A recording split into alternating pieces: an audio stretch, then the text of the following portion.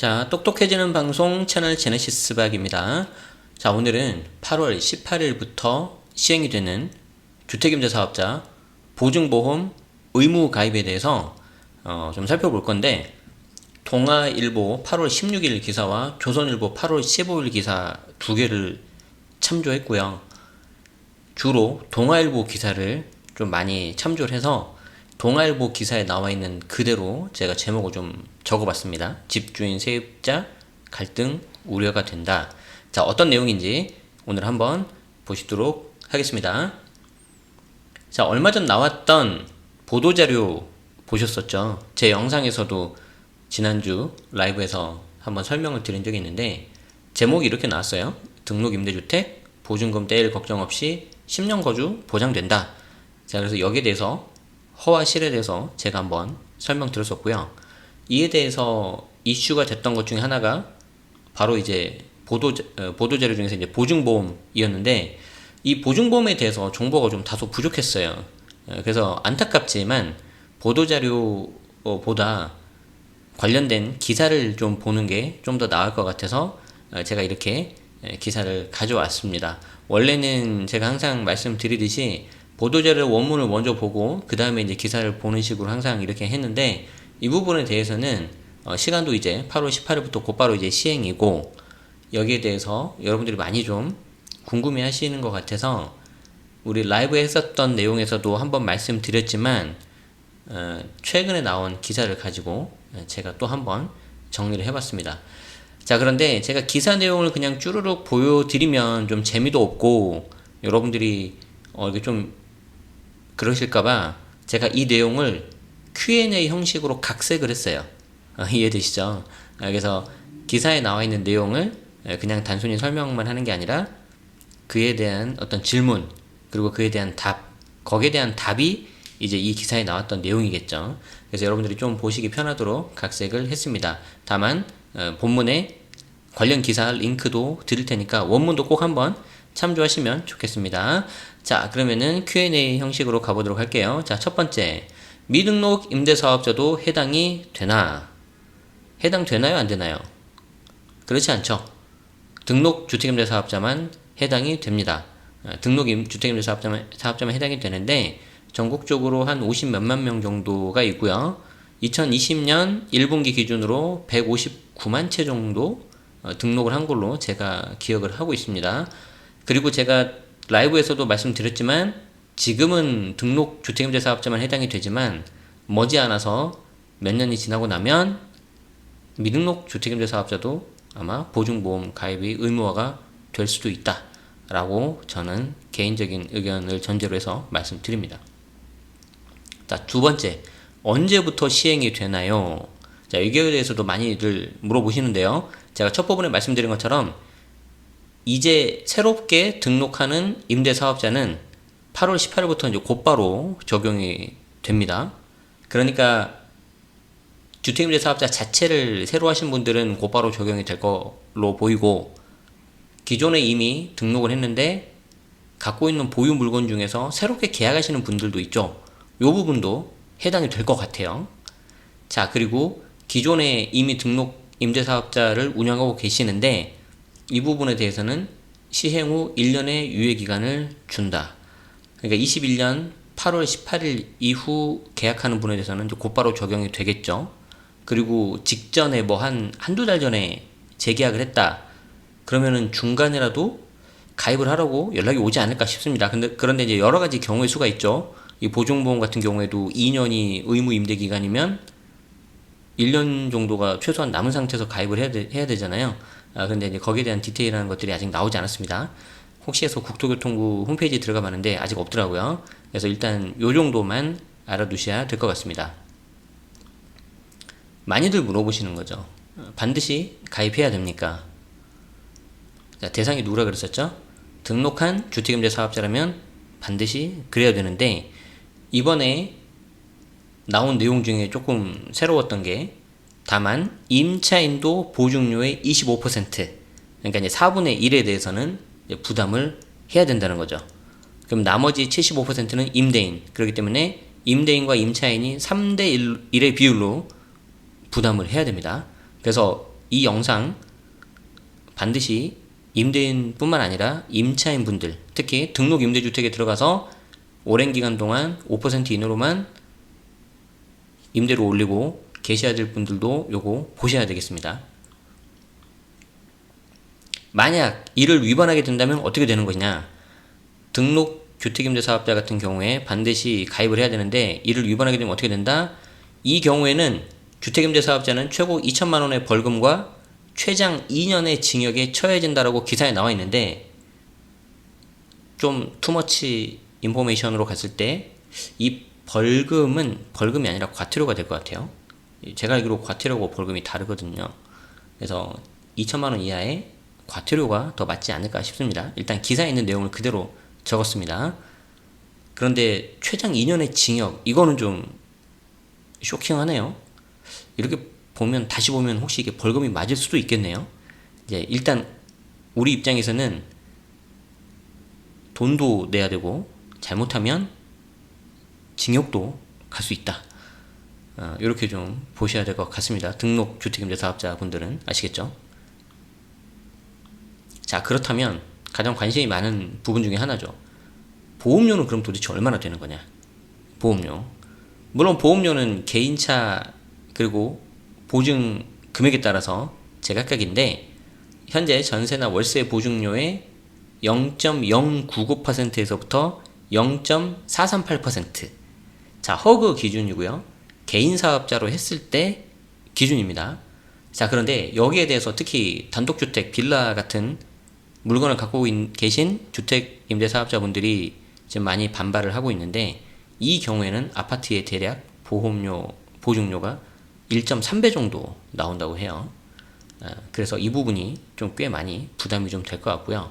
여기에 대해서는 제가 조선일보의 기사에 있는 이미지를 또 추가로 가져왔어요. 자, 임대사업자, 개인이죠. 전세금이 5억 원 정도 하는 아파트에 대한 보증보험료를 보면은, 국토부 자료 보면은 전세 보증금이 2억으로 나오는데, 사실 2억 같은 경우에는 많이 없죠. 그래서 전세금 5억 정도 하는 아파트에 대해서 이제 조선일보에서 계산해봤는데, 최소 요율 0.099일 때, 이때 집주인의 신용등급도 봅니다. C01이라고 되어 있는데, 이게 이제 1등급을 의미하는 것 같아요. 그리고 이제 부채 비율 60% 이하, 요런 조건으로 됐을 때 집주인 부담 총 보험료는 일단 99만원, 100만원이죠. 99만원, 이제 100만원 정도가 나오고, 이때 집주인 부담 보험료는 75%, 그래서 74만 2,500원이 나오고, 세입자는 24만 7,500원을 매년 내야 되는 거죠. 그래서 특히 이 등록 임대주택으로 들어가시는 임차인 분들도 이거 아셔야 됩니다, 이제. 자, 그런데 신용등급이 6등급으로 내려가고 부채 비율이 아주 높은 경우 있죠. 이때는 이제 최대 요율이 0.438 정도가 돼버리는데, 이때는 328만 5천원이 집주인이 부담을 해야 되고, 세입자는 109만 5천원, 총 보험료가 438만원. 죄송하네요.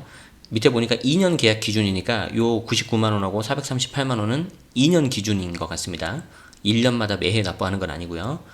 자, 그래서 이걸 매해 납부하면 거의 돈 1000만원 가까이 가는 거죠. 900만원, 870만원 정도니까.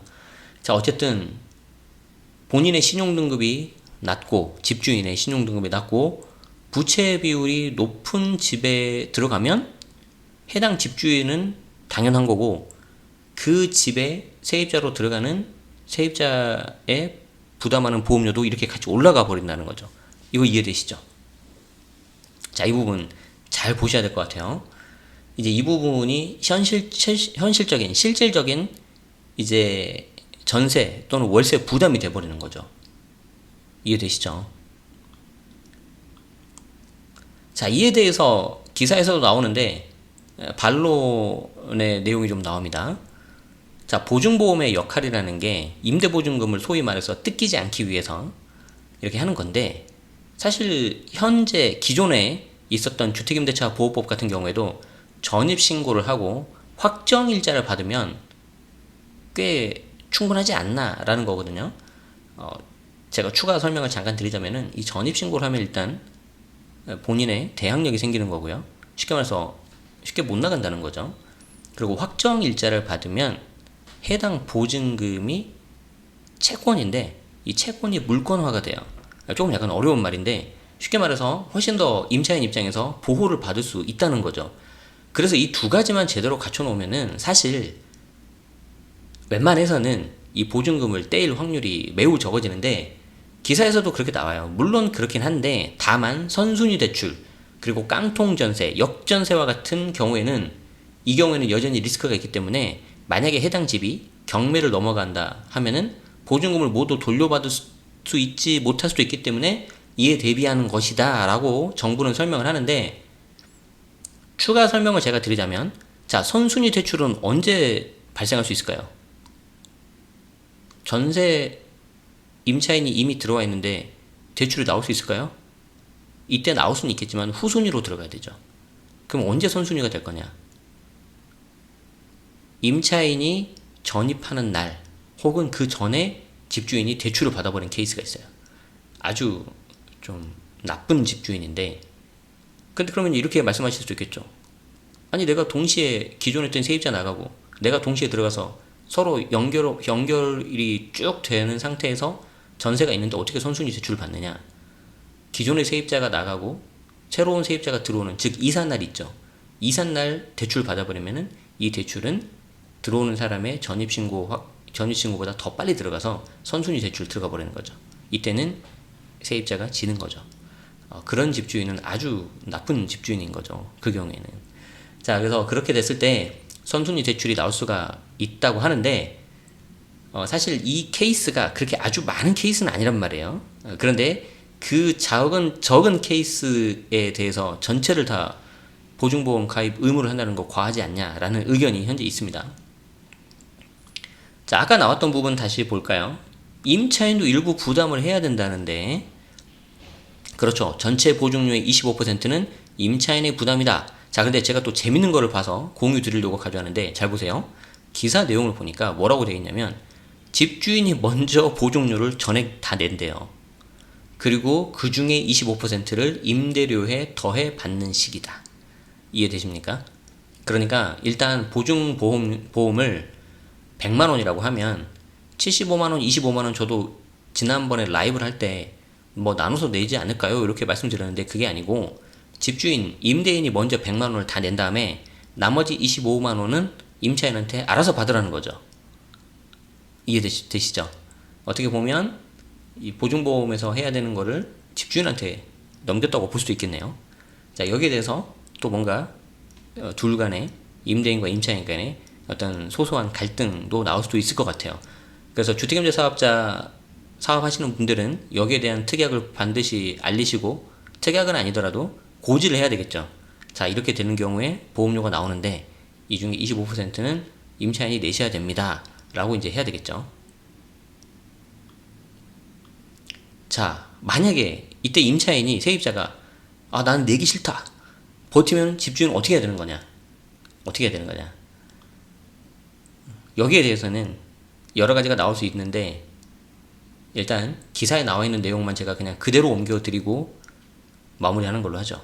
자, 이에 대해 기사에는 뭐라고 쓰였냐면 자, 국토부 관계자는 보증료 분담 의사가 없는 세입자들은 집주인이 임대사업자가 아닌 전월세를 구하면 된다고 설명했다 라고 마무리가 됩니다. 그러면서 이제 기사가 끝나요.